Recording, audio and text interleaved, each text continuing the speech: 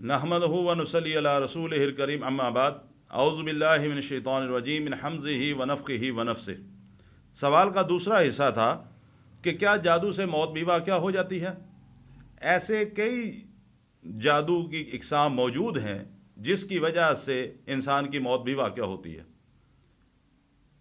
بعض اوقات ایسی بیماریاں انسان کو لگا دی جاتی ہیں، اور لگا دی جاتی سے کیا مراد ہے، پھر وہی سوال کا آخری حصہ انشاءاللہ اس کے اندر وضاحت آئے گی کہ جب جادو کا طلسم پڑا جاتا ہے تو وہ اس طلسم کے تحت ایک شیاطین میں سے ایک جن کو مسلط کیا جاتا ہے اس شخص پر جس کا جسم کا وہ اتار حاصل کیا گیا۔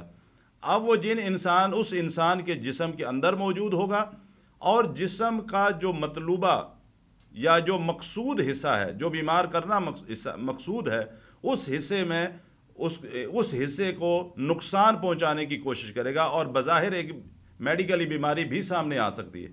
بعض اوقات جگر کے اوپر جب اثرات منتقل کیے جاتے ہیں تو جگر کی بیماریاں لاحق ہوتی ہیں، پیٹ یا آنتوں کے مسائل ہوتے ہیں۔ اسی طرح بعض اوقات میڈیکلی طور پہ بھی انسان حواس میں نہیں رہتا، لیکن ایک کثرت کے ساتھ ایسے مریض بھی دیکھنے میں آئے ہیں جو اپنا ذہنی توازن جادو کی وجہ سے کھو جاتے ہیں۔ ایسی ساری صورتحال میں صرف دوائی ان کو کبھی فائدہ نہیں دے گی۔ میں میڈیکلی علاج کے خلاف بات نہیں کرتا، کیونکہ میڈیکل کا علاج یہ بھی ایک علم ہے اور اس سے بھی فائدہ اٹھانا چاہیے، لیکن اس کے ساتھ ساتھ اسپرچول علم بھی ہے جس کی دلیلیں ہمیں اللہ کے نبی صلی اللہ علیہ وسلم سے ملتی ہیں۔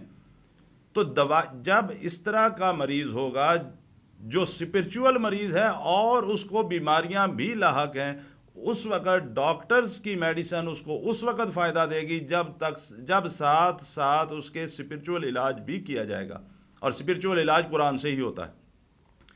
تو اس سے یہ ہمیں بات سامنے آتی ہے، اور ہمارے تجربے میں بھی یہی بات آئی ہے کہ بعض اوقات ایسی بیماریاں انسان کو لاحق ہو جاتی ہیں جس سے بالآخر انسان دنیا سے رخصت ہو جاتا ہے، اور یہ ساری چیزیں شریعت اس بات کی دلیل ہے۔